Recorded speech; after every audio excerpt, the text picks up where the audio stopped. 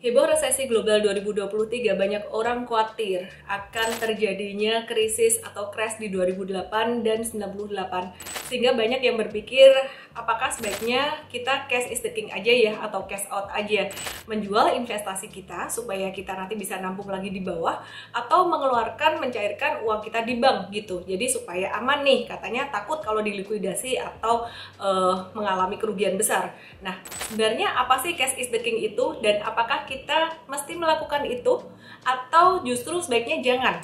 Kalau misalkan kita cash out dari investasi kita, apakah kita akan beli balik dan kapan beli baliknya? Jangan-jangan setelah cash out nanti malah harga investasinya naik. Saya Ellen May, tonton video ini dari awal sampai akhir supaya kamu paham benar dan gak lagi galau-galau takut tanpa solusi. Di video ini akan terbagi jadi 3 section. Yang pertama adalah kontroversi pakar dan jebakan bandar. Yang kedua, fakta dan data yang mendukung kesimpulan pada nomor 3, apakah kita perlu melakukan cash is the king atau enggak, dan kalau perlu tuh caranya gimana. Jadi poin ketiga tuh intinya adalah 5 langkah efektif cash is the king ala Warren Buffett. Jangan lupa pencet tombol subscribe sebelum kamu tonton video ini sampai habis.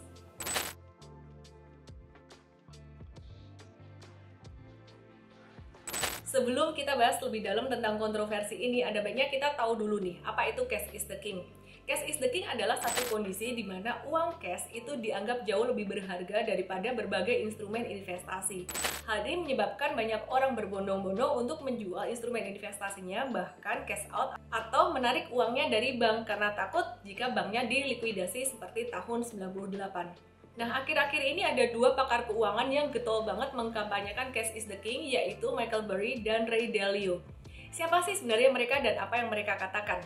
Michael Burry ini adalah seorang fund manager yang terkenal di tahun 2008, di mana dia tuh berhasil memprediksi kejatuhan pasar properti. Dan dia mendapatkan keuntungan yang sangat besar di tahun 2008 dengan short selling, sehingga kisahnya pun difilmkan dalam film The Big Short. Michael Burry bertarung melawan pasar properti di Amerika Serikat dengan cara melakukan short selling pada saham-saham properti di Amerika. Short selling itu artinya jual dulu, quote-unquote jual dulu, baru beli di bawah. Jadi untungnya kalau misalkan jatuh. Nah, tapi kenyataannya pada tahun 2005 sampai 2008, pasar properti di Amerika tuh masih naik dan harga sahamnya pastinya juga masih naik, dan itu membuat Michael Burry ini dimaki-maki oleh kliennya.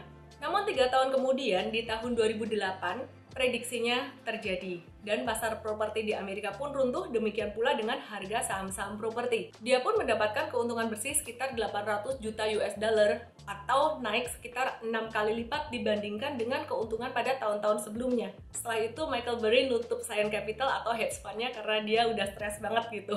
Yang menarik di tahun 2022 ini, Michael Burry itu kembali mencuit di Twitternya dan membandingkan kondisi saat ini tuh seperti dengan tahun 2008, meskipun kemudian cuitannya itu udah dihapus. Saat ini Michael Burry dikabarkan udah menjual semua sahamnya, kecuali saham operator penjara swasta di tahun 2022 yang dianggapnya masih potensial. Pakar kedua yang lagi mengkampanyekan cash is the king adalah Ray Dalio. Ray Dalio ini bukan sembarang investor atau pakar keuangan. Ray Dalio merupakan founder dari hedge fund Bridgewater Associates dengan dana kelolaan sekitar 2.000 triliun rupiah yang didirikan dari tahun 1975. Dan gak hanya itu, rata-rata cuan tahunannya setelah dipotong komisi itu termasuk salah satu yang terbesar di dunia. Dalio mengatakan bahwa saat ini ketika suku bunga The Fed terus naik, dia mengatakan bahwa uang cash itu jadi sangat berharga dan bukan lagi sampah seperti sebelumnya. Karena peredaran uangnya udah mulai berkurang dan gak jadi terlalu banyak. Ray Dalio juga bilang bahwa kenaikan suku bunga Amerika ini bikin pasar saham bakalan bisa turun sampai 20%, dan itu kejadian dari Januari sampai Oktober ini. Indeks saham Amerika tuh udah turun sekitaran 23 sampai 28%. Bahkan Bank of America mencatat bahwa cash dalam bentuk US dollar di Amerika sana itu merupakan satu-satunya aset yang masih bertumbuh positif, yaitu sekitar 0,5% dibandingkan dengan aset-aset lain termasuk saham di Amerika yang justru malah turun. Terlepas dari apa yang diomong oleh Michael Burry dan juga Ray Dalio ini, justru ada beberapa pihak yang mengatakan pendapat yang kontradiktif tentang cash is the king. Ini merupakan ide dari big money, investor-investor besar atau quote-unquote bandar yang mereka pengen supaya masyarakat itu cash out, supaya nilai investasi itu banyak yang turun dan mereka bisa nampung lagi di harga yang murah.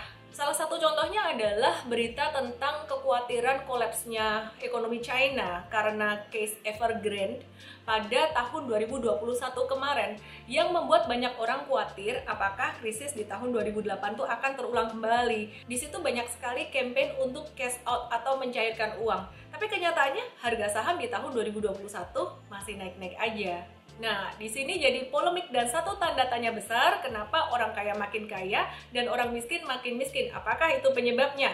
Sebenarnya faktanya gimana sih? Section 2, fakta dan data, cash is the king.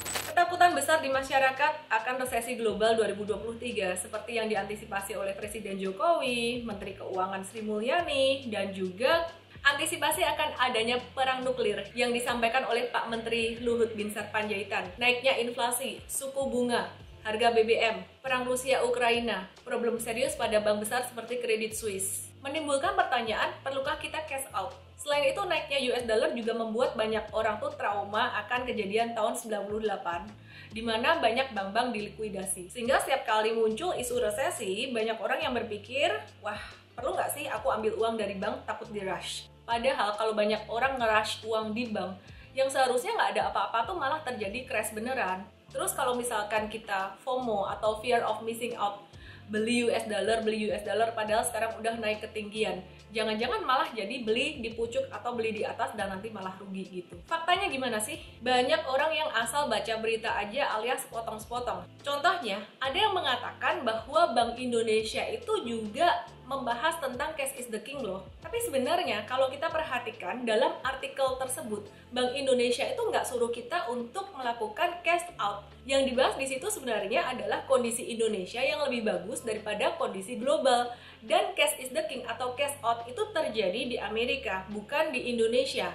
Nah, kalau di Indonesia sendiri, return dari pasar saham Indonesia masih lebih bagus daripada return dari deposito maupun obligasi. Terus kita lihat data lagi deh, dari Bloomberg nih ya, disebutkan bahwa kondisi Indonesia tuh beda banget dengan Amerika dan juga Eropa. Teman-teman bisa lihat bahwa resiko Indonesia mengalami resesi itu cuma 3% dibandingkan dengan Sri Lanka yang resikonya 85% dan juga negara-negara lain di Asia Pasifik. Apalagi jika dibandingkan dengan Amerika dan Eropa, Indonesia tuh jauh lebih bagus. Situasinya totally different. Ya sih ya, aku nggak menyangkal bahwa ekonomi akan melambat di 2022 akhir dan 2023 ini. Tapi Indonesia nggak akan sampai parah resesi gitu, enggak. Kalau kamu mau tahu kondisi Indonesia gimana, sebenarnya selengkapnya tonton dari video ini ya. Oke deh, kalau gitu gimana solusinya? Langkah praktisnya tuh gimana? Apa yang harus kita lakukan? Section 3, Cash is King ala Warren Buffett, dan 5 tips efektif Cash is King. Warren Buffett merupakan seorang investor legendaris yang sangat terkenal sekali dengan strateginya value investing dan juga pastinya dengan wisdom Cash is King. Tapi cash is king-nya Warren Buffett ini bukan sembarangan. Strategi cash is king-nya Warren Buffett ini mengacu pada satu prinsip, yaitu be fearful when others are greedy and be greedy when others are fearful. Cash is indeed the king, tapi bukan berarti asal narikin duit dari bank atau ngejual investasi hanya karena perasaan galau dan takut akan terjadi resesi. Kita tuh wajib punya cash sewaktu-waktu dalam kondisi apapun, baik ketika kita confident maupun ketika kita takut, sepanjang masa dan sepanjang musim. Solusi efektif pertama, cash is the king itu tujuannya bukan cuma untuk investasi, tapi juga untuk rumah tangga dan juga perusahaan.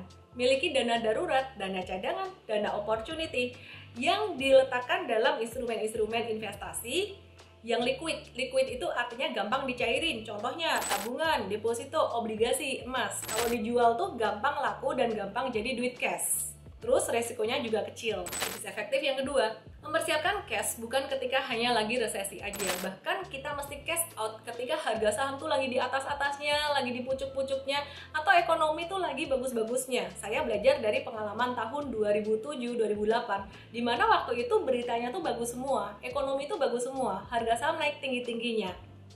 Jadi yang kita perlu antisipasi sebenarnya adalah ketika kita sangat confident dan euforia, di situ kita juga mulai memikirkan untuk cash out, bukan ketika kita ketakutan. Tips yang ketiga, pahami dan mau belajar tentang instrumen investasi. Paling enggak tuh tahu kapan timing yang efektif untuk mulai berinvestasi. Nah, di sini aku bilang timing yang efektif bukan timing yang tepat. Kenapa? Karena kita nggak bisa beli saham atau instrumen investasi apapun tuh pas di harga bottom, jualnya pas di puncak, nggak bisa. Tapi yang kita bisa lakukan adalah melihat, oh kapan dia mulai belok akan naik atau dia mulai belok akan turun. Di situ kita beli dan di situ kita mulai jual. Nah, caranya gimana? Caranya kalau saham sih kita pakai valuasi dan juga pakai chart harga saham. Nah, kalau untuk instrumen investasi yang lain, misalkan emas, kita bisa lihat dari chart harga emas. Cek juga portfolio investasimu udah sesuai belum dengan tujuan investasimu. Bukan cuma ikut-ikutan, dan sesuai dengan profil risiko dan skill kamu. Kalau belum siap investasi di saham, belum siap ngadepin fluktuasinya, ya nggak usah ke saham dulu juga nggak apa-apa. Di reksadana dulu atau di obligasi dulu sambil pelan-pelan belajar. Kalau udah mulai ngerti dikit-dikit, boleh masukin duit dikit-dikit juga di saham. Tips yang keempat dari Warren Buffett ini bagus banget. Ketika kita menghadapi inflasi, bukan cuma mikirin cash out atau cash is the king aja, tapi bagaimana kita meningkatkan skill kita. Karena earnings power atau kemampuan kita untuk mendapatkan earnings atau penghasilan itu akan meningkat dengan meningkatnya skill kita juga. Tips kelima, last but not least. Karena suku bunga naik, buat kamu-kamu yang punya utang, KPR atau apapun, ayo deh kalau bisa cepet-cepet dilunasin. Setidaknya hutangnya nggak bertambah. Dan yang lagi mau berpikir untuk ngutang, KPR atau utang apapun, dipikir 2 atau 3 kali dulu deh ya. Yang penting kamu punya cash, kamu punya dana darurat, dana cadangan, dan dana opportunity sehingga kamu bisa turut merasakan keuntungan dari berinvestasi dan membeli instrumen investasi di harga bawah. Seperti contohnya investasi saham yang saat ini valuasinya lagi murah-murahnya. Jadi udah kejawab dong semua kegalauan dan pertanyaan kamu tentang Cash is the King. Jangan lupa subscribe, share, like, dan komen. Saya Ellen May, salam profit!